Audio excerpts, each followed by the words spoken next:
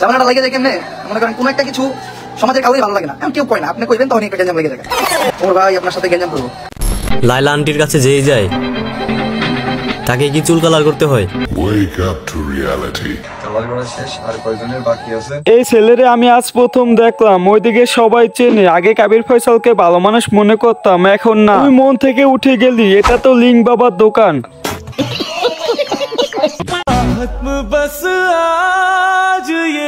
লাইলার কাছে যারা যায় তারা সব হলো সাপরি, আর চুল কালার না করলে তো সাপরি হবে না, তাই চুল কালার করছে।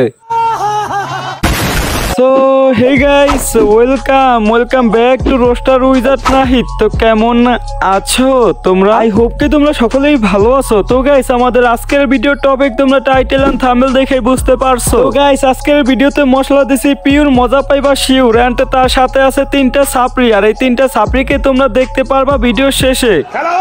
হ্যাঁ ভাই, খেলা তো আজকে হবেই। তার আগে তোমরা অনেকেই আছো যারা আমার সাথে পেড প্রমোশনের জন্য যোগাযোগ করতে চাও। তো পেড প্রমোশনের জন্য যোগাযোগ করতে চাইলে আমার প্রতি ভিডিও ডেসক্রিপশন বক্সে আমার ইমেল দেওয়া থাকে, ওইখানে তোমরা যোগাযোগ করতে পারো।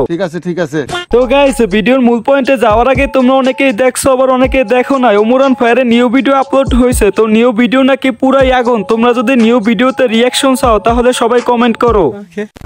এই যে আমাদের চুলি কালার পর্যন্ত করা লেগেছে, তাহলে ভিডিও কোন পর্যায়ে করার ইচ্ছা আছে বাদ বাকি তো আপনারা দেখতে পারবেন। চলে আসছে আমরা তার রয়্যাল সেলুনে। এখানে ফয়সাল ভাই একটা ভিডিও শুটিং করার জন্য চুল কালার করছে, আর এতে অনেক পাবলিকের সাওয়া জ্বলে। তো এখানে আমাদের ভাইয়াটা অনেক সুন্দর এন্ড অনেক ভালো একটা কথা বলছে। তো ভাইয়ার কথা রিপ্লাইটা আমি একটু দেই। দেখো, সে ফানি ভিডিও করার জন্য চুল কালার করছে। এখন সে যেই ফানি ভিডিও করতে চায়, এই ফানি ভিডিও করার জন্য কখনো রিয়েল চুল কালার করা লাগে না, একটা আলগা চুল লাগাইলেও হয়। হ্যাঁ ভাই, তার প্রমাণ হিসাবে তোমরা দেখতে পারো বাংলাদেশ এন্ড অন্যান্য কান্ট্রিতে যেখানে হাজারো কন্টেন্ট ক্রিয়েটর ফানি ভিডিও করতেছে মাথায় শুধু আলগা চুল লাগিয়ে। এখন তোমরা একটা জিনিস চিন্তা করো, তার থেকে অনেক বড় বড় কন্টেন্ট ক্রিয়েটরও মাথা আলগা চুল লাগিয়ে ফানি ভিডিও করতেছে। এখন সে কি পারতো না মাথা আলগা চুল লাগিয়ে ফানি ভিডিও করতে? তাও সত্য।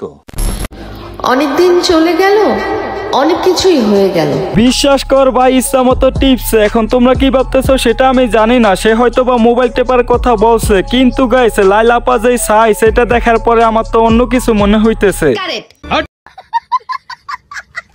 দেখো, তোমরা যদি একটু কমেন্টের দিকে লক্ষ্য করো তাহলে দেখতে পারবা এই কমেন্ট একটা মেয়ে মানুষ করছে। এখন ওই একটা মেয়ে হয়ে যদি এরকম একটা কথা বলতে পারে, আর এই কথা রিপ্লাইতে যদি একটা ছেলে মানুষ গালি দেয় কিংবা তারা একটা বাজে কথা বলে, তাহলে এটা যদি কোনো মানুষ দেখে তাহলে সে ছেলেটারে খারাপ বলবো, কেন ছেলেটা তারে বাজে কথা বলছে। কিন্তু ছেলেটা কেন তারে বাজে কথা বলছে এই কারণটা কেউ আসলে দেখবে না। গাইস, প্রুফ হিসাবে আমি আমার রিসেন্ট ভিডিওর একটা কমেন্ট তোমাদেরকে দেখাইতেছি। দেখো, একজন বলতেছে নিউ টুকাই রোস্টার আনলক, পোলাপান পৃথিবীতে নতুন, কারে রোস্ট করে হালা নিজেও জানে না। এখন এই যে কথা বলছে, ওই হয়তো আমার ফুল ভিডিও দেখে নাই, আর যদি ফুল ভিডিও দেখে থাকে তাহলে ওই আমার কথাগুলো বেরেন দিয়া চিন্তা করে নাই, পুটকি দিয়া চিন্তা করছে।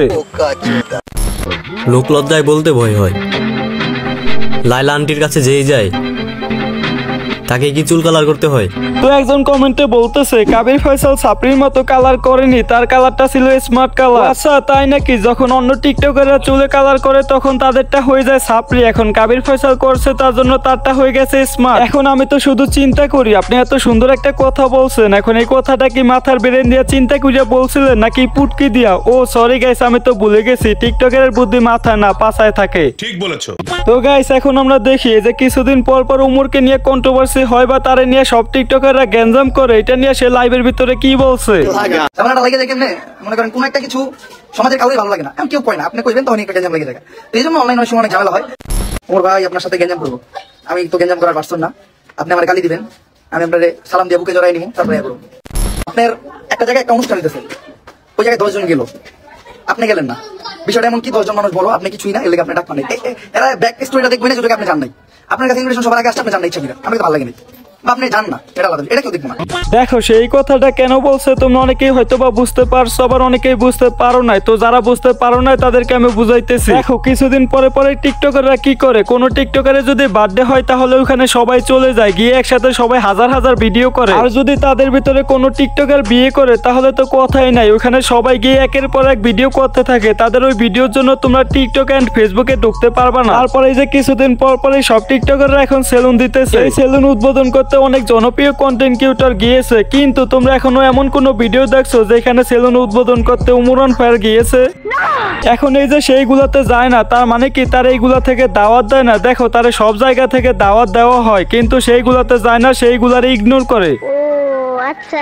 তো ভিডিওটা কেমন হয়েছে কমেন্ট করো, ভালো লাগলে লাইক কমেন্ট শেয়ার আর চ্যানেলটা সাবস্ক্রাইব করো। তো আজকের মতো বিদায় নিচ্ছি, আল্লাহ হাফেজ।